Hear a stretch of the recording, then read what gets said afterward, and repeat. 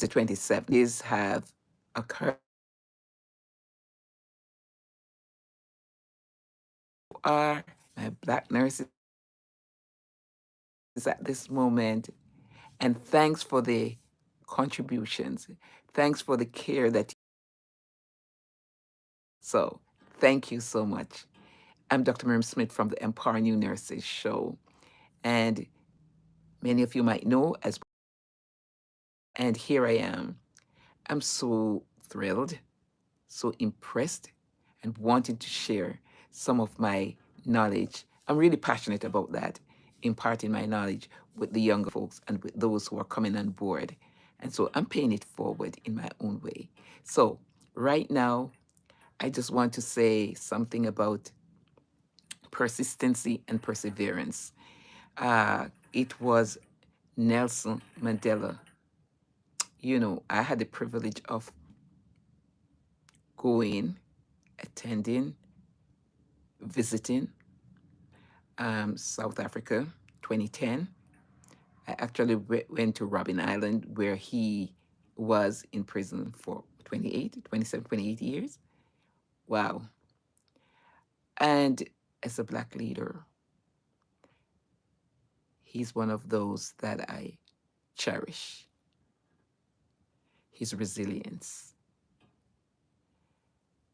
And I'm happy to know that he has left so many things for us to embrace and to emulate. One of the statements, or one of his quotes, I would say, it's always, it always seems impossible until it's done. And I can recall uh, some years ago when I did my terminal degree and I traveled from here, from New York to Chicago. And I remember throughout the environment, great, thank you, Laura, thank you. And when I looked out there and I saw uh, decorated, showing all over the area, it said, it's always, it always seems impossible until it's done. And you know for sure, thank you, you know for sure that there are times when you're pursuing something or you're started something. Thank you. You started something and you're wondering, should I continue? Or you start self sabotaging. You just start feeling like inadequate. Well, oh no, oh no. That's an example that someone has set for us to endure and to be strong and not to give up. And I cherish those words. Then I went to a school yesterday uh, in New York, and okay, they had a great presentation with principals. And believe it or not, when I looked on one of the walls, I saw that written. It always seems impossible until it's done.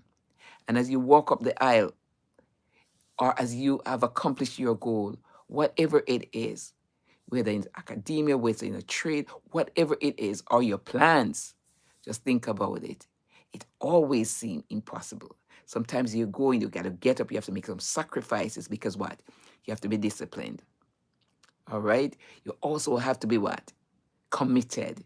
You have to be consistent. You have to persevere because when those deadlines are coming down on you, when those deadlines are coming and you want to accomplish, it seems as if, should I turn back? Should I stop?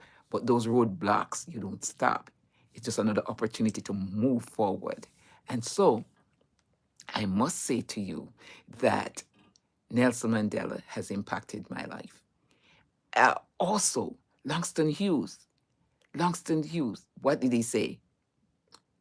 The song, the thought, the quote that from I was a young girl in high school, not just in high school, but in primary school. It said, heights by great men reached and kept were not attained by sudden flight, but they, while their companions slept, were toiling upward in the night. I can remember my dad saying to me when I was in high school, "You haven't gone to bed yet?" And I said, "No, sir." I was studying for O levels at the time. And so he said, "You should go to your bed now." So there has to be some form of resilience. There has to be some form of drive. There's, you have a goal in mind and you want to accomplish it. And so someone asked me recently the uh, about the nursing process. And as you know, I'm a nurse for many years. But I just want to tell those who are asking that it's a systematic development of evaluating the care plan for our patients. And so there are certain steps that we have to follow. So when you see your nurse goes on the floor or on the unit or wherever, whether it's a specialty unit or it's just, well, any area of nursing, they have, if they don't even write it out in their head, there are certain plans, there are certain steps that they are following. For example, when you get your stethoscope, you go on and you're ready to see your patient. You're going to assess your patient. And that's the assessment phase of it. You collect your data, you find out what's happening, and you write them down, whether economically, socially, the lifestyle, whatever, physiological, whatever information. And then you come to your, nursing practice. That's my nurse. That's what my doctorate in. And that's health policies, all right? In health policies area. So here it is. So after you get your information, you're going to diagnose. You're not diagnosing the doctor's diagnosis. Your diagnosis according to the problems that you have seen and you have gathered, the symptoms, considering all those symptoms. And then after you've gained that, so you assess first, and then you diagnose according to the symptoms and what you have gathered and behavior. Then you're going to plan. And as you're planning your nursing plan, you're going to set goals. Okay, realistic goals, of course, for recovery. And then after you've set those goals, you're going to implement what you have planned and for the care plan. And after doing that comes what? Evaluation. And as you evaluate, did that your assessment work? Did what you do work? Did your care plan work? Did the planning put together, did it work? How can we improve this outcome? If we have to revisit and reevaluate, do action again, implement something else. So that's how the evaluation part comes in. And it is so important to know that when you see that nurse out there, it's not just one thing going through her mind. There are many things going through her mind, but she plans for her individual patient. Just think about that. One thing does not fit everybody because we have different diagnoses, we have different patients, we have different cultural background. And when we meet those needs, then we are on our way to recovery. I must hasten to say that I embrace cultural activity, culturally congruent care. I offer that and I encourage my nurses to also do that because why is it so important? That when that patient is able to identify, when that patient is able to identify that someone cares about him or her, right? And you see that part of them coming out and they're showing they can identify with certain thing and they see that you have put out that extra effort to meet their needs. Wow, that's on the way to recovery. That's on the way to recovery. So I want to say a shout out to all my nurses, here, there, abroad, wherever in New York, in different states of the world, who are doing so much for humanity. I really, really appreciate that. And I've become resourceful in different ways, but since I retired, I've put a book together. For those of you who don't know, this book is this: Nurse, the guide to empower new nurses in the delivery of high quality care to all patients. All right. So I have tits and bits in there. For more than 4 decades, my nursing career I've embarked on different things. I've encountered so many things. And so in different spaces and different roles. And so I've put together this book with different pearls, different pearls, I would say, different gems, and different things that have helped me on the way for me to obtain certain degrees, certain accolades, and of course, patient recognition, nurses recognition, and all that. So I would like you to, it's on Amazon as a bestseller. See that tag there? Right. Uh, you can get your copy there. Or if you're in the New York area and you want to DM me, you can also do that. I would appreciate you getting your copy. I want you to subscribe today. You just have to go on YouTube and put Miriam Amanda Smith. There are many episodes. You don't have to be a nurse. I must tell you, you don't have to be a nurse because you will see ratings on Amazon that are not individuals or laypersons have written. They have read, they have talked. And if you look at my episode, you'll see that I interview young nurses, seasoned nurses, members of the interprofessional team, which includes social workers, respiratory therapists. If you look on my YouTubes, you will see that on podcast is empowering new nurses. That's what it is, empowering new nurses. We empower new nurses in so many ways because when we set an example for them, all right. Someone asking what my specialty in doctor. Okay, so I was a nurse.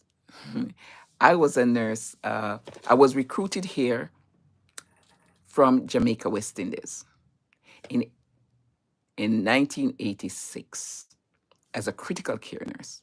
So how did this come about? I went to West Indies College, now Northern Caribbean, for my BSN. Then I went to University of the West Indies School of Nursing. Okay, West Indies College for my postgrad course in critical care.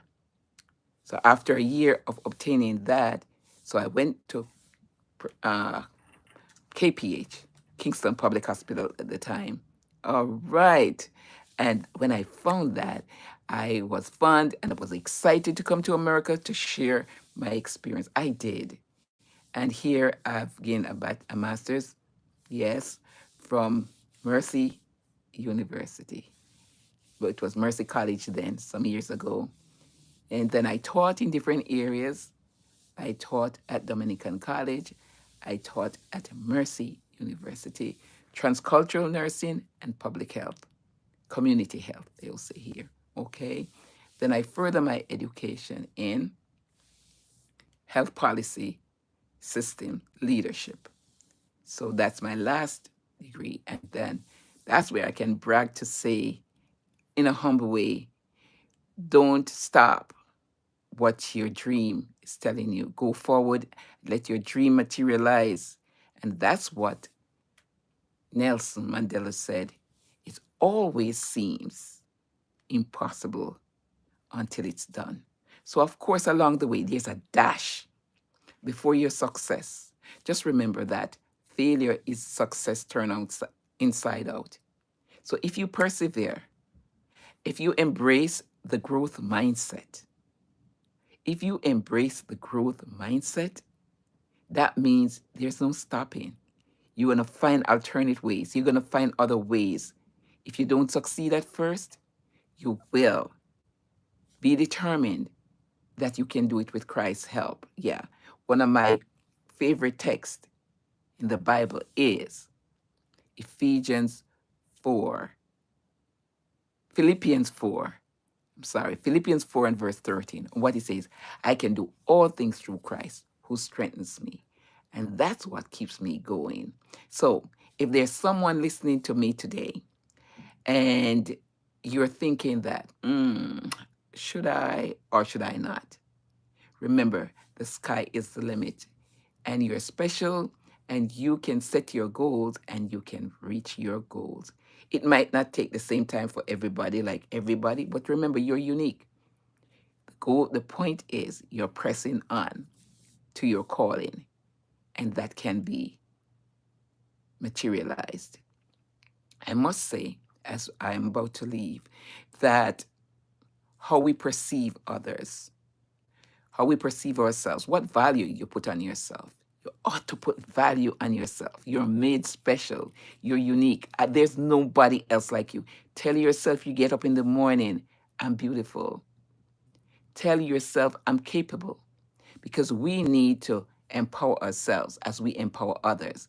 So if you value yourself, you'll value others. Agree. You will value others. So see people as a whole. It doesn't matter who, blue, black, pink, whoever.